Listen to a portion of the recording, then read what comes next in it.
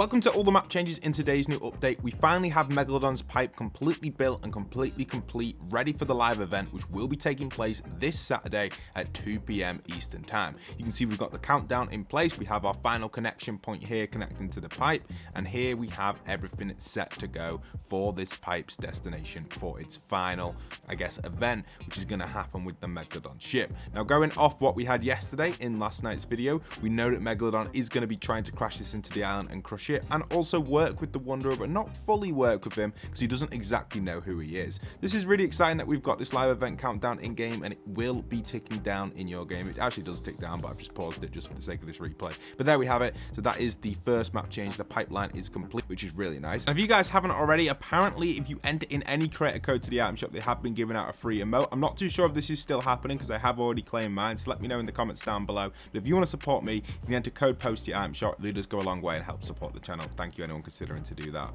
There we have the first map change. Now, there has been some additional map changes around the map as we do go further. Some of the most notable ones is all of the Pirates of the Caribbean stuff seems to have completely vanished, which to me is really odd. I really thought that the pirate stuff would have stayed through to the end of the season just to celebrate the collab, but it's completely been, just completely destroyed, and it is no longer here at the lake section where the pirate ship was. The fog is still here a little bit, you can see it, but the ships themselves have completely gone. The POI has gone, which is really sad because it was really nice to land there and try out the cannons and the pirate stuff. And for those that didn't get to try it, obviously it's not going to be in the game for a while now until we get another Pirates of the Caribbean collaboration, and maybe we'll never get one. So yeah, there we have it. We had the Pirates collab and it's completely gone. With that being said, I do want to check one place which was really known for its pirate location, where Jack Sparrow was off the coast of the island. This is where Jack would usually spawn, and inside of the cave we did have the coral people who got replaced by Jack's POI. This is where Jack was. His ship was just over here, and Jack's NPC did spawn right here, but currently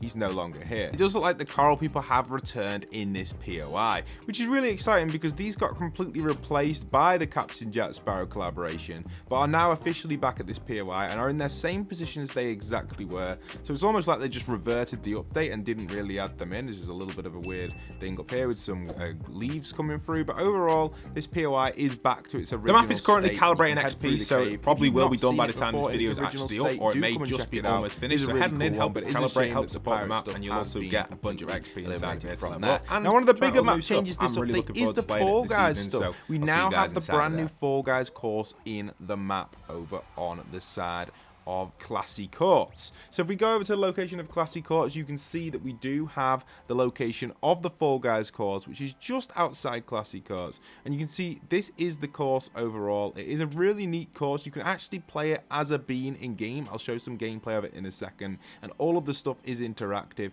and you have to make your way to the finish line in a set timeline to unlock your free reward in game, which will give you different items and weapons. So if you can make it to that end position, you will claim the crown and get some weapons which you can use throughout the looting system.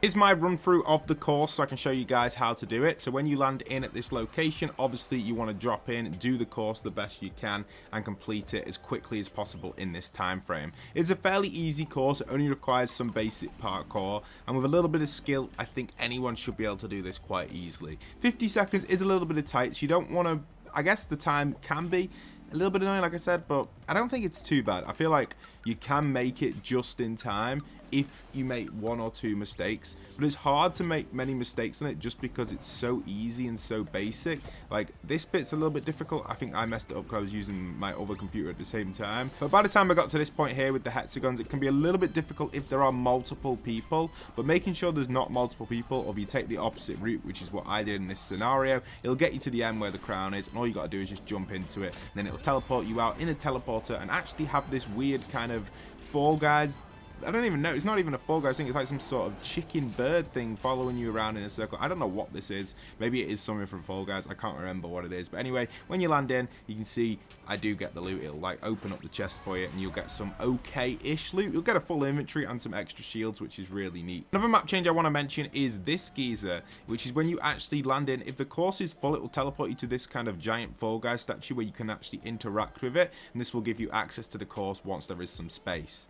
So there are also several of these statues scattered around the map. If you're interested in checking them out, feel free to land at them and go into them and go and check them out. They're pretty awesome, and you will kind of get into them automatically if you do try and land in on the main system and it is full. Obviously that is the case here with this game. When I first initially went there, all players were on the course. They can only have 8 maximum beans on the course at once, so it will give you one of these statues to talk to try and get on the course. There's a few of them scattered around. I think I found about 3 different ones. This is so to try and prevent people fighting to get on, because obviously if you try and get on the course and then it kicks you to one of these statues, you're not going to be able to get on. But in my situation, I actually ended up having to fight someone to try and get on the course, which was kind of difficult. So yeah, you got to be careful with that. I guess sometimes if a lot of people are landing here, there isn't going to be enough statues to kind of conflict that, which can be a little bit of a nightmare. And you can't get back on the course either once you've completed it. I tried doing that as well. Also guys, if you haven't already, if you're unaware, we are going to be hosting a live stream or some gameplay testing on my new Fall Guys map, which I have been working on. If you guys are interested in testing it and trying it out with us,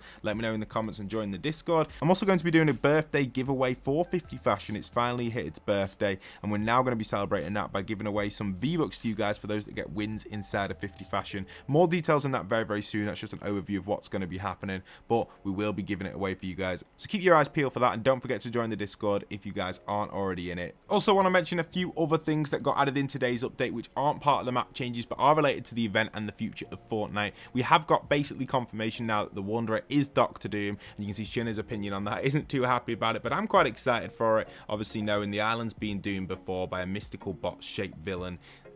Even this place may be doomed. So these are some of the quotes here which we are going to be getting for the Wanderer, and obviously he is going to be Dr. Doom, which is most likely expected 99% now. It is going to be that, as we know next season is going to be Marvel themed around Dr. Doom. Now for those that want to see some stuff about the event, we also have some interesting posts on the event. Here's a little bit of a loading screen which kind of foreshadows what's going to happen during the event. Possibly go wrong at the rig, with something terrible is going to happen. It's going to completely explode, and obviously the pipeline's not going to go well either, so you can see Megalodon is really not happy about that, and that's probably what's going to happen. We can also see Pandora's box is going to be making a return in the event. Here's a little bit of footage of that from the kind of behind the scenes of the event. Here you can see that little preview. We can see that Pandora's box will be making a return at some point, and it does look like it's going to be over at the section of the rig and actually damaging that pipeline and completely destroying it. So that's kind of interesting, and obviously we can see a little map preview of that as well, of what the aftermath will look like after the live event once the Pandora box does re-arrive to the island, and that's most likely how Doom will appear, because the Wanderer has done something sneaky for him to get into the map, which is kind of neat. And overall I will be covering that event as a separate video. I don't think I'll stream it because it's only going to be short. It'll only be like 30-second event. I might do,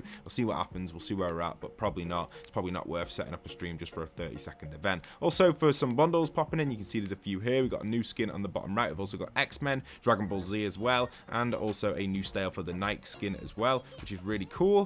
And we do also have some preview of 2 and upcoming potential Save the World packs, which will be releasing in Chapter 5, Season 4, I think, maybe, or maybe even into Chapter 6. So yeah, you can see both of these are here. They're kind of neat, and if you are buying any of these, don't forget to pop in code post your item shop. Hope today's map change video and overview video has helped you. Just the last one as well, all of the new weapons that have been added into creative today are inside a toy box now. This includes some of the original high card weapons from the Diamond Jewels. I believe it's the Thermal. We've also got High Cards rifle and Hearts rifle as well, and a few other new items which have never been in creative before are now all in toy box. Go and check it out. We've even got the mythic Chug Jug now in there as well. Definitely worth checking, so feel free to pop into toy box and give them a go if you get a free moment. Anyway, that's it for today's video. Hope you guys have enjoyed. Peace.